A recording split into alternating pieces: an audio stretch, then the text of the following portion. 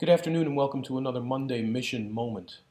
Today's quote from Tattoos on the Heart by Father Greg Boyle is, "Resilience is born by grounding yourself in your own loveliness, hitting notes you thought were way out of your range."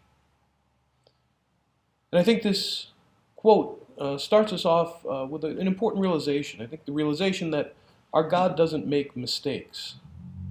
And the American poet Galway Kinnell tells us that, or writes in his poem St. Francis in the South, that sometimes it becomes necessary to reteach a thing its loveliness.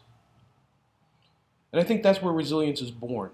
When we realize that our God doesn't make mistakes, when we realize that we are exactly who God has made us to be, when we realize that God loved us into existence and sustains us and calls us and brings us to each and every moment of our lives, that we can begin to build resilience based on the understanding that we are lovely creatures of God.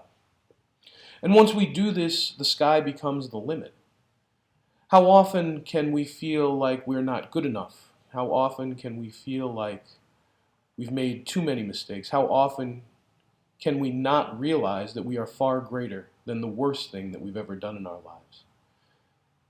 And that grows in us, doesn't it? And can sometimes make us build up walls, can sometimes stop us from achieving all that God would love us to achieve, can stop us from realizing that a loving God calls each and every one of us back to community, even when we make mistakes. And with that in mind, then, we can start to recognize our own loveliness. We can start to recognize the great good that is in each and every one of us. We can begin to recognize that all of our great desires come first from a God who desires us. And that allows us to hit those notes that are way out of our range, that perhaps we thought were way out of our range. Resilience allows us to begin to build confidence, and confidence allows us to sing those notes.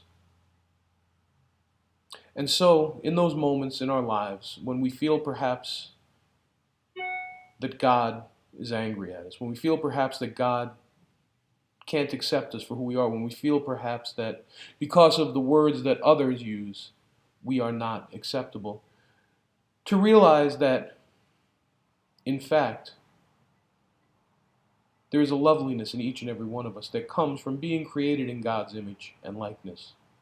And when we hold on to that and we let that be what our grounding is in, we become more resilient. When we become more resilient, we become more confident. And when we become more confident, we begin to hit those notes that we thought were way out of our range. Thank you, and I'll see you next week.